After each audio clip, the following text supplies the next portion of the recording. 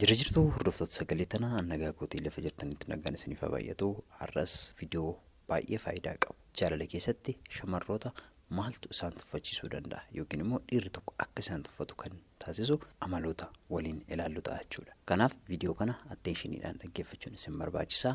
Dhaggeeffachuu qofa miti hojiirra oolchuun immoo baay'ee isin barbaachisa jechuudha. Kanaaf hundumti keessan attenshiniidhaan haga dhumaatti dhaggeeffachuu qabdu. Erga dhaggeeffattanii booda immoo hojiirra oolchuuf ammuma kaastanii ofii keessaniif qopheessuu qabdu jechuudha. Kanaaf yeroo hundumaa dhaggeeffatanii darbuu otoo hin taane viidiyoo kun nu fayyada yookiin immoo dhugumadha ta'uu danda'a jettanii itti amantu yoo taatan hojiirra oolchuu hin dagatinaa. Kanaaf of qopheessuun, of sirreessuun jaalala keessattis haa ta'u gaa'ela keessatti of ijaaruun baay'ee barbaachisaadha jechuudha. Yoo kana ta'uu baate garuu yeroo keessan gubuu, umurii keessan gubuudha jechuudha wanti isin quunnamu. Kanaaf wanta dhaggeeffattan tokko hojiirra oolchuuf dhama'uu qabdu.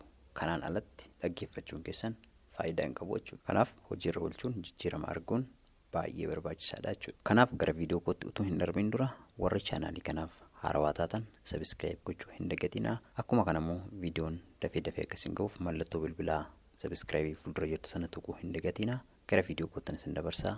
Turtii gaarii. Inni calqabaa shamarroota tokko jaalala keessatti yookiin immoo riileeshinshiippii tokko keessatti akka ishee tuffatu kan taasisu yookiin immoo kan ishee tuffachiisu maalidha jennee yoo itti yaadne calqaba irratti kan nuti ilaallu namni maal taate maaltu ishee tuqe mucaan fayyaa miti hagasiin jedhanitti waa'ee kee nama hundumaaf ifa gochuu yookiin immoo dippilii waa'ee kee namni akka beeku eeyyamu jechuudha. Kun immoo jaalala qofa irratti otoo hin taane hiriyoota kee biraa birattis waa'ee kee namni saatii tokko keessatti akka beeku gochuu jechuudha. Kanaaf nama tokko wal bartanii waa'ee keessan ibsuufiif yookiin waa'ee keessan akka inni beeku gochuuf yeroodhaan steeppiidhaan bira gahuun yookiin waa'ee kee beekuun ni danda'ama. Haa ta'uutii malee yeroodhuma tokkoon waa'ee keessan gadi jigsitanii namatti haasoftu taanaan inni kun isin tuffachiisuu danda'a jechuudha. Odeessituu nama gatii hin qabne isiniin jechisiisuu danda'a jechuudha. Caalumayyuu immoo jaalala keessatti yookiin hiriyyaa keessan jaallattan tokko biratti gaafa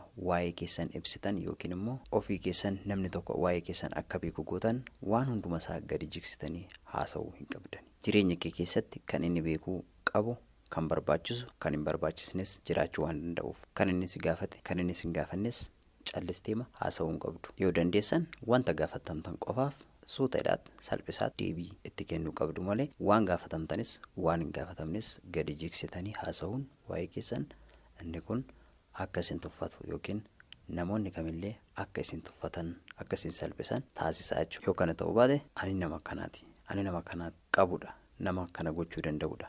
Waan akkanaan jaalladhu. Wanta jiruuf wanta hin jirre hundumaa yoo gadi baastee haasofte odeessituu nama gatii hin qabne sin jechisiisuu danda'a jechaadha. Nama oduu jaallattu sin jechisiisuu danda'a.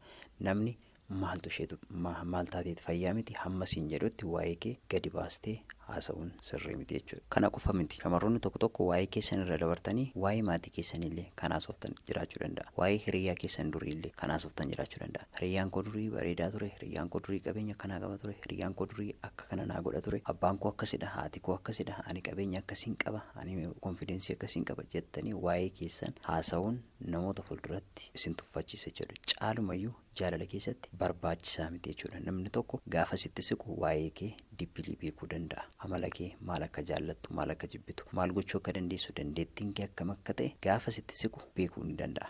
Haa ta'uyyuu malee waa'ee kee dippilii gadi jigsitee haasa'uun inni kun jaalala keessatti caalumayyuu akka ati tuffatamtu yookiin immoo salphoo nama si jichisiisuu danda'a jechuudha. Kanaaf waa'ee keessan gaafa namaa ibsitan waan gootan, waan dubbattan, waan jettan hundumaa of eeggannoodhaan irraa hambiftanii haasa'uun barbaachisaadha jechuudha. Inni kabraa dhiibbaa jechootaati. Dhiibbaa jechoota yeroon isiniin jedhutti jechoota namoota irratti dhiibbaa fiduu danda'an arrabsoo, hamii kan reebicha caala namoota dhukkubsuu kan danda'an irraa of qusachuu jechuudha. Wantoota akkasii keessatti yeroo tokko tokko namoonni uleedhaan yoo isin rukutan isinii wayya. Jechoonni akka kanaa jechoonni wordii hin taane namoota irratti jechoota lafee namaa cabsan kan darbatan isaan kun dhukkubbii cimaa nama keessatti uumuu jechaadha. Sababiin isaayyuu jechoonni hin taane yookiin wordonni namootatti dhukkubbii fidan keessa namaati kan isaan cabsan, laphee namaati kan isaan cabsan, namoota kan isaan gaddisiisan. Kanaaf jechoota akkasii kanarraa jechoota namoota irraa hin eegamne irraa haasa'uu irraa of qusachuun baay'ee barbaachisaadha. Caalumayyuu jaalalleewwan keessan gidduutti yookiin jaalala keessan gidduutti yoo kana ta'uu baate yeroo kamillee namoota jaallattan yookiin hiriyaa keessan bira taatanii namoota biraa hin arrabsitu taanaan, namoota biraa hin tuffattu taanaan, jechoota hin taane hin darbattu taanaan, inni kun sammuu isin qabdaniif dandeettii isin qabdan bilchina sammuu keessanii ibsa jechuudha. Hammam akkasin beekumsa qabdan yookiin hammam akkasin namootaaf respect qabdan yookiin namootatti gadi kennitan isin akka tilmaaman taasisa jechuudha. Kanaaf jechoota hin taane, wordota hin taane jecha dhala namaarraa hin eegamne haasawaa jaalalleen koo na jaallata, hiriyoonni koo na jaallatu jechuun inni kun sobadha jechuudha. Kanaaf yeroo hundumaa shamarroonni jecha keessanirraa jechoota wanta namoota ciiggaasisanirraa of qusachuun baay'ee barbaachisaadha. Ani namoota nan jaalladha, ani namootaaf kabaja nan qaba, inni kun waan biraati. Nama tokko yoo jaallatte yookiin yoo kabajje arraba keetiinis kabajuun baay'ee barbaachisaadha jechaadha. Arraba keetiin isa hamachaa yookiin isa arrabsaa isa bira yeroo geessu garuu nan jaalladha, afaan kutu haasa'a malee garaan koo homaan qabu jechuun inni kun dogoggoradha jechuudha. Kanaaf wanta gootan hundumaa kabaja isin laattan hundumaa arraba keessaniinis kabaja laachuun barbaachisaadha jechaadha. Caalumayyuu shamarroonni jaalallee keessan bira taatanii yookiin nama jaallattan tokko waliin taatanii arraba keessan eeggachuun baay'ee barbaachisaadha jechuudha. Har'a salphaa kan isinitti fakkaatu arrabni ammumaa kaastanii leenjisuu yoo baattan, amala kana dhiisuu yoo baattan babal'achaa deema. Wanti kun sirriitti guddachaa deema jechuudha. Ofirratti dagaagsaa dhufta jechuudha. Ammumaa kaastee yoo of amansiisuu dadhabde, ammumaa kaaftee yoo of eeggannoo gochuu dadhabde wanti kun guddachaa baay'achaa dhufa jechuudha. Bishaan tokko haayilaandiitti waraabaa jirtu yoo taatan bu'aanbaa bantanii haayilaandii jala keessanii haayilaandiin sun yoo guute bu'aanbaa sana hin cuftan taanaan haayilaandii sana irra darbee lafarra yaa'uu danda'a. Haayilaandii sana irra bahee iddoo biraas ga'uu ni danda'a jechuudha. Bishaan kun arrabni hamiin akkuma kanadha. Hiriyoota kee irra darbitee, maatii kee irra darbitee namoota biraan ga'uu ni dandeessa. Akkuma bishaan sana baay'achuu babal'achuu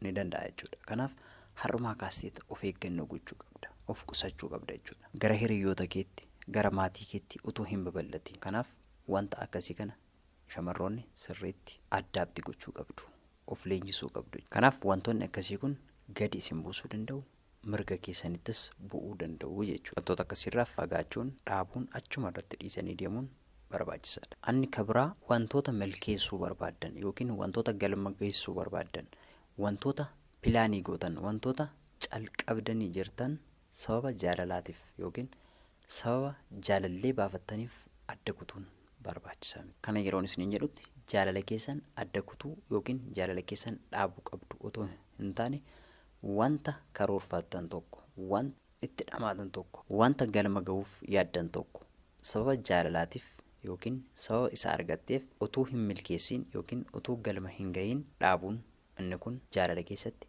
akka ati tuffatamtu yookiin akka ati gatii hin qabne si agarsiisa jechuudha. Caalumayyuu shamarroonni wanta nan isin gorsu. Shamarroonni akkamii? Shamarroonni dhiira arrabsan, dhiira tuffatan, shamarroonni ori'an. Akkuma kana shamarroonni dhiira argaasaa jibbitan isin jireenya keessaniif gorsa guddaa, barsiisa guddaa isin barbaachisa. Kana yeroon isiniin jedhutti isin jireenya keessan akka dammatti tisiisa naqee jireenya keessan burjaajessitanii kun isiniif nageenya keessan miti. Namni tokko jaalala jalqabuun kanuma jirudha. Namni tokko nama tokkoof barbaachisaadha. Isin dhiira arrabsuun, dhiira jibbuun, dhiira tuffachuun kun jireenya keessaniif haga dhumaatti isin deemsisuu hin danda'u. Akka isin tuffatamtan namoota biratti yookiin immoo akka isin jibbamtan isin taasisa jechuudha. Dhiira tokko baastanii afaan keessan keessaa hin arrabsitu taanaan, dhiira tokko hin jibbitu taanaan namoonni naannoo keessanii yookiin shamarrootumti biraallee akka isin jibban yookiin akka isin tuffatan taasisa jechuudha. Dhiira akka diina keetti kan laaltu akkamitti jaalala eegaluu dandeessa? Akkamitti jireenya kee irratti waa'ee jaalalaa yaaduu dandeessa? Waa'ee jireenyaa yaaduu dandeessa? Jireenyi kee suphamuu hin danda'u wantoota akkasiin goota taanaan. Kanaaf shamarroonni akkasii sirriitti itti yaaduun baay'ee barbaachisaadha isiniif. Wantichi isin keessatti akka hin guddanne, wantichi isin keessatti akka hin dagaagne ammumaa kaastanii hojiirra oolchuun barbaachisaadha. Kun immoo akkuma dursa isinitti hime haayilaandii tokko bishaan itti waraabaa jirtu yoo taatan bishaan sana bu'aan baasan hin cuftan taanaan haayilaandii sanarra bahee lafallee haayilaandii sanallee akka inni jiisuu danda'udha. Akkuma kana hiriyoota keetti daddabarsuu dandeessa amala kana. Amala akkasii kana shamarroonni jalqabdan hiriyoota keessanitti gaafa ati dhiira tokko tuffattu gaafa ati dhiira tokko jibbitu maaliif gaafa siin jettu gaafa sababa isaa itti himtu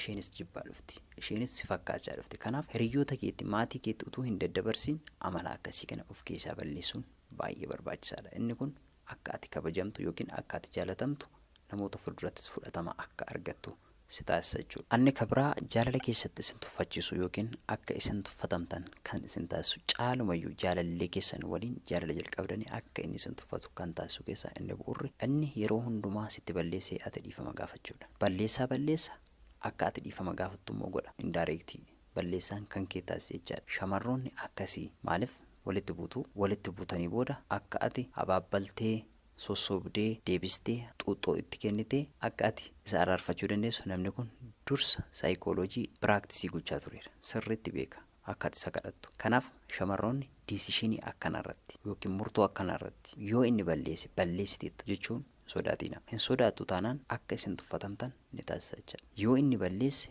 yoo inni dogoggorteetta balleessiteetta. Kun balleessaa keeti kun dogoggora keeti jettanii amansiisuu yaaluu qabdu. Akka inni sirreessu godha. Akka daa'imaa sossobuun xuuxootti kennuun waliin boohuun sirrii miti. Inni kun jaalalli keessan akka inni guddatu akka inni dagaagu gaa'ilatti akka isin geessu hin taasisu. Yoo kana ta'uu baate yeroo hundumaa inni balleessee atiin sossobda dhiifama gaafatta tanaan inni kun jireenya keetiif homaa gatii hin qabu jechuudha. Hiikkaa waan tokkollee sii kennuu hin danda'u. Yoo kana ta'uu baate nama guddaa kana nama areeda baase nama aarrii baase kana akkamitti akka daa'imaatti sossobdu. Yeroo hundumaa akkamitti akka daa'imaatti xuuxoo itti kennitu nama guddaa hamma kana gahu. Wanta akkasii dhiira barsiisuun wanta akkasii jaalala keessatti mi'eeffachiisuun sirrii miti jechuudha. Akka isin tuffatu taasisa jechaadha. Viidiyoon kun yoo isinitti tole sheer gochuu hin dagatina. Shamarroota biraafis viidiyoo biraatiin hanga walitti deebinutti turtii gaarii.